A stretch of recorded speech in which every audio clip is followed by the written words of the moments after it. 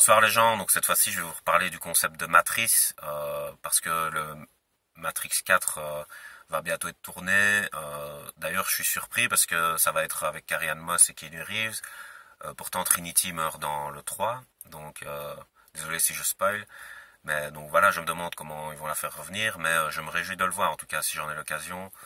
Alors D'ailleurs, d'abord, j'aimerais commencer par dire que Platon, il existait 500 ans à peu près avant Jésus-Christ, et donc c'est lui qui a inventé le concept de la caverne de Platon, qui est l'idée initiale qui crée le concept de matrice en fait, que j'avais déjà expliqué.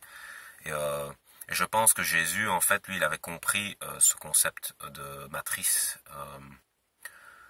Dans laquelle on pouvait enfermer les esprits, et donc il s'est révolté contre ça, contre l'Empire romain, et malheureusement bah on l'a pas laissé faire. Et donc ce que je voulais dire, c'est que il y a Judas aussi, il y a eu Judas qui a donné Jésus contre de l'argent, et d'une certaine manière il retournait dans la matrice faite par l'Empire romain. Et on en vient au film Matrix, où on voit dans le 1, on voit un qui trahit parce qu'en fait, il sort de la matrice, et c'est une désillusion tellement grande pour lui qu'il n'arrive pas à vivre en étant en dehors de la matrice en fait. Et il trahit les autres en allant discuter avec l'agent Smith et en négociant le fait de pouvoir rentrer dans la matrice, mais en devenant quelqu'un d'important, de riche et tout ça, en échange de livrer les autres et les codes de Sion. Alors, c'est ça qu'il peut arriver en fait aussi dans la vie, et c'est pour ça que réveiller les gens c'est un peu compliqué, parce que déjà les réveiller c'est dur, parce que dans le film Matrix, si vous vous souvenez bien, Morpheus explique à Neo que chaque être qui est encore dans la matrice est potentiellement un agent Smith. Donc c'est potentiellement quelqu'un qui peut retourner sa veste parce qu'il est dans la matrice, et donc il comprend pas encore à un niveau assez élevé pour ne pas trahir. Il comprend pas les grands enjeux en fait. Et donc quand on essaye de réveiller une personne, il faut essayer de la réveiller tout en ne faisant en sorte qu'elle ne tourne pas sa veste et devienne un agent. Enfin, c'est compliqué. Et donc, bon déjà il y a ce principe-là. Et puis aussi il y a le fait d'être contre les machines à l'extérieur, qui est compliqué. Et ce que je veux dire, c'est dans la réalité, les gens n'acceptent pas la vérité crue. Donc, si vous faites une désillusion à une personne, elle ne peut pas accepter. Je vais vous donner un exemple. Une personne qu'on a élevée dans le racisme. Donc, depuis toute petite, cette personne, on lui dit, je sais pas moi, les Indiens, ouais, je prends ça, les Indiens sont des gens pas bien. Et on lui massacre la tête avec ça. Les Indiens sont des gens pas bien, ce sont nos ennemis et tout ça. Comme on le voit dans 1984 avec Orwell. L'Estasia, l'Eurasia et tout ça. Enfin, donc on leur monte la tête tous les jours. Tous les jours, eux, ce sont des pas bien, ce sont des méchants, ce sont des méchants, ce sont des méchants. Nous, on est les gentils, ce sont des méchants. Nous, on est les gentils, ce sont des méchants. Bref, comme ça, en boucle, en boucle. Et imaginez, vous arrivez à 30 ans et on vous a éduqué au racisme contre les Indiens. Et puis, quelqu'un vient et il vous explique en fait qu'on est humain et que les Indiens ressentent la douleur de la même façon que les Blancs. Parce que je prends l'exemple d'être un Blanc, et que on montre aux gars avec des preuves de plus en plus. Imaginez la désillusion. Pendant 30 ans, vous avez cru quelque chose. Ça veut dire que pendant 30 ans, vous avez construit votre vie avec une idée qui était fausse. Vous imaginez la décompensation du gars si jamais il se dit sur l'instant « Ouais, tout ça a été faux, donc 30 ans de ma vie, c'est de la merde. » C'est ça qui est dur, en fait. C'est ça qui est dur dans la perversion des esprits, c'est que quand on essaie d'expliquer aux gens, c'est dur pour eux, en fait, de se dire, quoi, et imaginez, plus ça a été loin, genre à 50, 60, 70 ans. À 70 ans, on te dit, tout ça, c'était de la merde. Tout ça, c'était de la manipulation, t'as vécu dans de l'illusion. Imaginez.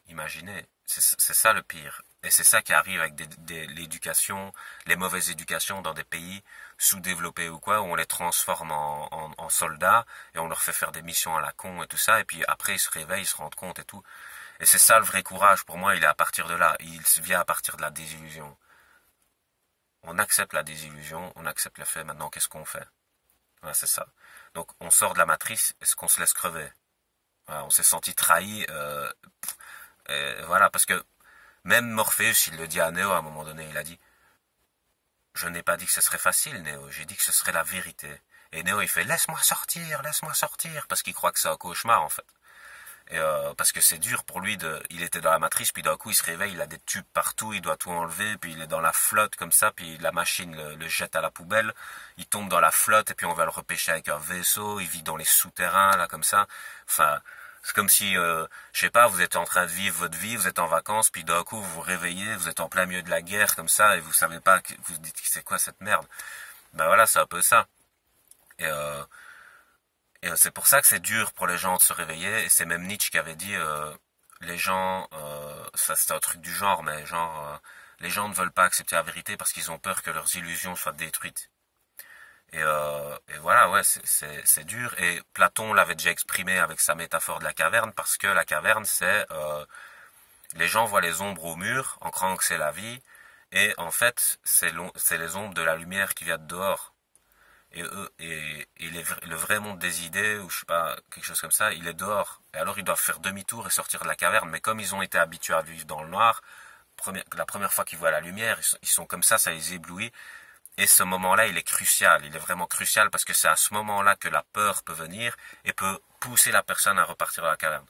Alors, dans la pédagogie, ce moment, il est vraiment crucial. Quand vous arrivez à tenir une personne pour qu'elle sorte de sa croyance, c'est au moment où il faut la rassurer le plus possible, dire ça va aller, je te tiens la main, tracasse, reste dans la lumière, ça va aller, je te tiens. Parce que ce moment-là, c'est vraiment le moment où ça passe ou ça casse. Et malheureusement, parfois ça casse, et là vraiment on a de la culpabilité à mort parce que on voit la personne repartir toute seule en nous faisant pas confiance dans la caverne et aller revoir les ombres sur le mur. Et c'est ça, le fait de sortir de la matrice ou d'y rester. Et il y a aussi les gens, comme je l'ai expliqué, dont la désillusion est trop grande et ils veulent pas accepter cette désillusion, donc ils veulent retourner dans la matrice et donc ils deviennent un peu comme Judas pour Jésus, ou alors ils deviennent un peu comme le mec qui faisait partie du vaisseau dans Matrix, je sais plus son nom en fait, et qui les trahit tous quoi, et qu'il manque de tuer Trinity et Neo, et enfin voilà. Et donc, ce que je voulais dire par rapport à ça, ouais, j'avais beaucoup de trucs à dire sur la notion de matrice parce que je voulais parler d'autres films aussi. Je voulais parler du film Au-delà des rêves parce que c'est avec Robin Williams. Je sais jamais si c'est Robbie ou Robin en fait parce qu'il y a le chanteur et il y a l'acteur, mais moi je parle de l'acteur hein, en fait. Il faudrait que je vérifie pour plus faire la faute. Mais il y a un film qu'il a fait Au-delà des rêves et c'est très intéressant dans la spiritualité parce que à un moment donné, ce que je voulais dire par rapport à la matrice, c'est que j'avais dit dans une vidéo en anglais, en enfer, il n'y a pas de limite. Il n'y a pas de barrière. Les démons peuvent partir quand ils veulent de l'enfer. Quand ils veulent. Ils font un pas, ils sont dehors. Il n'y a pas de barrière. Vous savez ce que c'est la barrière qu'il y a en enfer? L'illusion. L'illusion. Le diable, c'est le plus grand des illusionnistes. C'est l'illusion qui fait qu'on reste en enfer. Et ça, c'est très intéressant, ce que j'avais dit dans une vidéo en anglais, mais que je voulais transférer sur ce film que j'ai vu, Au-delà des rêves. En fait, c'est un gars, ses enfants vont mourir dans un accident de voiture, et il va être très attristé avec sa femme et tout ça. Et à un moment donné, lui aussi, il va mourir dans un accident de voiture. Et donc, il va se retrouver dans l'au-delà. Et l'au-delà, il le façonne par rapport à son esprit. Et c'est ça qui est intéressant aussi dans le film. Et donc, il va rester un peu dans l'au-delà et tout ça. Mais c'est pas de ça dont je veux parler. Je vous conseille d'aller voir le film. C'est Au-delà de nos rêves, je pense. Avec Robin Williams. Et Cuba Gooding Jr. Et puis... ouais, qu'est-ce que je voulais dire? Ça va me revenir. Ouais, voilà. Donc je vous raconte pas tout le déroulement quand il est dans l'au-delà, mais à un moment donné, enfin je vais spoiler, hein, donc si vous voulez voir le film, arrêtez là, hein, parce que je vais complètement spoiler. Là. Donc je fais une petite pause, le temps que vous arrêtiez ou quoi. Et voilà, donc je spoil. La femme, elle va mourir aussi à un moment du film, mais plus loin dans le film. Et en fait, elle va se suicider parce qu'elle n'accepte pas la mort de ses enfants ni de son mari. Et à un moment donné, lui, il y a un gars qui va lui faire comprendre, il va lui dire, elle est en enfer là. Il lui dit en enfer, et quoi, pourquoi, qu'est-ce qu'elle a fait de mal, elle s'est juste suicidée, tout ça, pourquoi en enfer? Et alors il lui dit non, tu comprends pas, c'est pas comme ça que ça fonctionne ici. Il dit, elle s'est plongée dans ses propres illusions, elle est dans le déni, elle n'accepte pas. Et c'est ça, en fait, qui la met en enfer. Elle vit dans son propre monde et elle n'accepte pas. Tu vois, il dit. Et on peut rien faire pour elle, parce que tant qu'elle sort pas elle-même de ça, on ne sait rien faire pour elle et tout ça. Alors il dit, moi je vais aller la chercher. Et alors il va jusqu'en enfer et il va la chercher. Et alors il est avec son ancien maître d'école ou je sais pas quoi. Et son ancien maître d'école lui dit, tu n'as pas beaucoup de temps là-dedans, parce que toi aussi tu risques de rentrer dans le déni et toi aussi tu risques d'y rester et tout ça. Il lui dit, n'essaye pas de convaincre plus que tu ne peux le faire, parce que sinon c'est toi qui vas y rester aussi. Et alors en fait il y va, et c'est une maison qui est au milieu de rien en fait. Et enfin de rien, si il y a un décor, mais je ne saurais pas le décrire comme ça, mais c'est un peu spécial. Et c'est une maison un peu gore comme ça. Et elle vit toute seule dedans. Et alors lui, il rentre et il engage la conversation avec elle. Et c'est des conversations banales. Il lui dit, ouais, elle lui parle du voisin et tout ça. Mais il y a une ambiance très froide, quoi. Et puis à un moment donné, il commence à essayer de la réveiller. Et c'est ça avec le concept de matrice. C'est très intéressant. Il commence à essayer de la réveiller, de lui dire, regarde, c'est moi ton mari, tu vois, c'est moi. Tu vois, parce qu'elle ne le reconnaît plus, en fait. Puisqu'elle est en enfer, elle ne reconnaît plus rien, plus personne.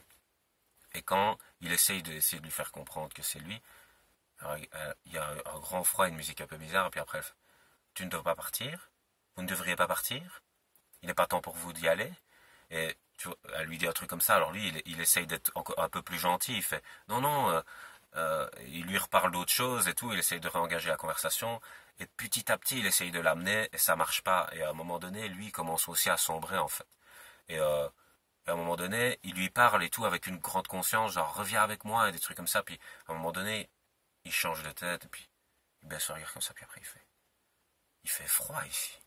Et puis on voit qu'il la reconnaît plus non plus en fait. On voit qu'il est passé de l'autre côté quoi. Et puis c'est elle qui revient à ce moment-là par chance ou quoi. C'est elle qui revient et qui le reconnaît parce qu'il a réussi à la convaincre à force. Et puis elle le reconnaît, mais comme lui il vient juste de passer de l'autre côté, bah elle arrive à le récupérer quoi. Et après ils sortent dans l'enfer. Mais c'est pour vous montrer, en fait, c'est un peu un concept entre guillemets. Le concept de matrice, on est enfermé dedans, c'est de la programmation mentale. Et les matrices en mathématiques, c'est vous avez un cercle. Par exemple, A il est dans le premier cercle. Vous avez un deuxième cercle, B il est dans le deuxième cercle. Mais en fait, B il est en même temps dans le premier cercle et dans le deuxième cercle. Donc B il sait voir ce que A voit. Et il sait voir ce que lui-même voit, mais A ne sait voir que ce que A voit, il ne sait pas voir ce que B voit. Et il y a C qui fait le troisième cercle. C, c'est voir ce que A voit, c'est voir ce que B voit, C, c'est voir ce que lui-même voit, mais B ne sait pas voir ce que C voit, et A ne sait pas voir ce que C voit. Vous voyez ce que je veux dire? C'est ça les matrices. Et donc quand vous sortez d'une matrice, vous avez une perception de conscience plus élevée. Et c'est comme ça en fait qu'il faut comprendre les notions de matrice. C'est en forme de dimension mentale en fait. La perception des degrés. Premier degré, deuxième degré, troisième degré. Et les joueurs d'échecs, ils ont des niveaux de degrés comme ça élevés, en fait. Et c'est ce que je voulais dire à propos. Et ça a à voir avec la perversion aussi, parce que la perversion, c'est une forme de déni, donc une matrice, donc une programmation mentale qui amène à ce qu'on soit esclavagisé. Il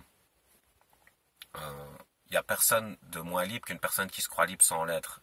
Et c'est ça, en fait. Si le concept d'enfer, si vous êtes en enfer et que vous croyez que vous êtes au paradis alors que vous êtes en souffrance, c'est paradoxal. Mais vous sentez que c'est une genre de zone de confort, là, que vous êtes en insécurité, et c'est un peu un genre de truc comme ça, en fait. C'est un peu ça, le piège. Et peut-être que ce monde, en fait, parce que comme Aldous Huxley l'a dit, peut-être que la Terre est l'enfer d'une autre planète. Qu'est-ce qu'on en sait? Qu'est-ce qu'on ne sait pas si ça, c'est pas une illusion qui nous donne envie de rester, parce que c'est un peu comme la drogue, la vie. La vie est un peu une drogue, alors on a peur de se perdre soi-même, alors qu'on n'est pas si bien que ça peut-être sur Terre. C'est une hypothèse, hein, mais bon, voilà. Déjà, mais dans le système, il y a déjà une matrice, ça c'est certain. Il y a des gens qui sont dans des matrices plus élevées, qui contrôlent les gens qui sont dans des matrices inférieures, parce qu'ils ont une meilleure perception. Et donc, sortir de la matrice, bah, c'est ce concept-là, comme on le voit dans le film, en fait. Et ce que je voulais dire aussi, ah oui, très important pour terminer la vidéo, c'est dans Matrix, l'agent Smith se propage, parce que l'agent Smith, à un moment donné, il dit l'être humain est comme un cancer. Il dit, vous n'êtes pas vraiment des mammifères. Il dit, les mammifères contribuent à un certain équilibre sur cette planète. Vous vous reproduisez, et puis vous épuisez les ressources à un endroit, et vous allez à un autre endroit. Il dit, et vous vous reproduisez ainsi. Et vous multipliez. Et puis après il dit, Vous savez quel genre d'autre organisme, quel autre genre d'organisme a adopté ce mode de fonctionnement? Il dit les virus. Il dit vous êtes le cancer de cette planète. Et paradoxalement, Smith va avoir ce comportement-là après. Il va se multiplier, il va bouffer les ressources, donc il va codifier les gens pour qu'ils deviennent comme lui. Et le cancer fait ça. Le cancer de l'organisme fait ça. Les cellules cancéreuses se retournent contre l'organisme et elles se codifient et elles s'uniformisent tout ensemble pour lutter contre l'organisme. Et alors, ce que Neo veut faire passer comme message, parce qu'à la fin, Smith lui dit pourquoi vous battre, monsieur Anderson? Pourquoi et puis il lui dit parce que j'en ai fait le choix. Comme si c'était déjà préécrit. Oui, c'est préécrit que dans un organisme, il y a eu une lutte et que de cette lutte organique va sortir une victoire ou une défaite. Et c'est ce que Neo a compris et c'est ce que Smith n'avait pas encore compris. En fait, ce que Neo voulait faire comprendre à Smith, c'est Smith, si tu gagnes, tout le monde perd.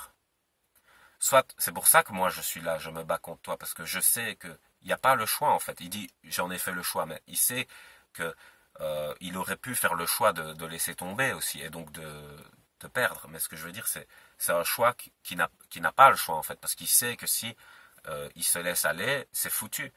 Si vous laissez les cellules cancéreuses en leur disant c'est bien ce que vous faites, détruisez l'organisme, niquez tout, l'organisme dans lequel on vit, comme ça on va mourir tous ensemble. Si vous faites ça, ben, vous encouragez la destruction. Et c'est ça en fait. Et c'est Smith, il dit j'ai déjà vu ce moment-là, il fait non, ça peut pas se terminer comme ça. Ben si, Neo c'est le dernier survivant c'est le dernier conscient de la matrice, puisque Smith a pompé tous les autres et qui sont tous des Smiths en fait. Au moment où il est dans la matrice, Neo c'est le dernier en fait. Et c'est le dernier globule blanc contre les autres cellules cancéreuses en fait. En gros, on pourrait le voir comme ça. Et donc, quand Smith transforme Neo en agent Smith, il transforme le dernier bastion de la résistance en cancer. Et donc c'est terminé. L'organisme crève. Voilà, c'est fini. Et c'est ce qui se passe dans les organismes vivants au niveau biologique. C'est comme ça. Mais ça peut se passer à échelle macroscopique dans un système. C'est pour ça qu'il y a des civilisations qui se sont effondrées. Comme l'Empire romain, par exemple. Parce qu'ils ont déconné. Voilà, ils ont eu la folie des grandeurs et ils se sont effondrés sur eux-mêmes. Et des autres civilisations bien avant, très certainement, et peut-être même sur d'autres planètes, on n'en sait rien, parce que l'univers est vraiment gigantesque pour ceux qui s'intéressent à la science. Pour moi, il y a des gens qui disent oui, je pense pas que les extraterrestres existent, parce qu'en fait, les complotistes, ils avaient repris la notion d'extraterrestre avec un peu une vision messianique, mais si on prend pas une vision messianique, le fait qu'il y ait eu des autres vies sur d'autres planètes, niveau probabilité, c'est 99%. Sérieusement, il y a des exoplanètes et tout. Et en plus, nous sommes anthropocentristes, c'est-à-dire on se dit la vie ne peut se développer que de la même manière dont nous sommes développés. Alors que non, il y a peut-être d'autres associations de matière qui permettent de développer un organisme vivant d'une autre complexité. Donc voilà, il y a plein... Et quand on voit le nombre de planètes qu'il y a dans l'univers, sérieusement... mais le truc, les gens se disent pourquoi ils nous ont pas visités, pourquoi on n'a pas de contact et tout ça. C'est surtout ça en fait. Ils se disent ils sont morts puisqu'on n'a pas de contact et tout ça. Mais déjà les autistes qui sont avec vous, les gens, vous les voyez pas. Vous pensez que ce sont des fantômes. D'ailleurs, je vais faire une vidéo juste après celle-là sur l'énergie libre de Nikola Tesla. Ça aura un rapport. Ils sont là, ils sont vivants, mais ils parlent pas, ils sont pas en interaction, donc vous pensez qu'ils n'existent pas. Donc vous faites la même chose avec ceux de là-bas, en fait. Et ça n'a rien à voir, qui est en contact ou pas. En plus, on parle en années-lumière, là, en milliards d'années-lumière. Donc sérieusement, la transmission au niveau de l'espace-temps est quasi pas possible. Le truc avec les horloges de la relativité, c'est le temps que tu te dises qu'il existe des extraterrestres, c'est-à-dire 5 secondes, il y a déjà une étoile qui s'éteint là-bas. Et ça veut dire qu'il y a déjà des milliers, des millions d'années qui se sont passées là-bas à cause de la dilatation de l'espace-temps, de la subjectivisation au niveau macroscopique de l'espace-temps. Donc c'est pour ça aussi, il y a des rapports comme ça qu'il faut comprendre. Bon, je pars un peu là hors de la matrice, enfin hors du sujet de la matrice. Et donc je vais terminer sur ça. J'espère que ça vous aura plu. C'est des sujets très intéressants pour moi, donc j'espère qu'ils seront tout autant pour vous. Je vous laisse, bonne soirée.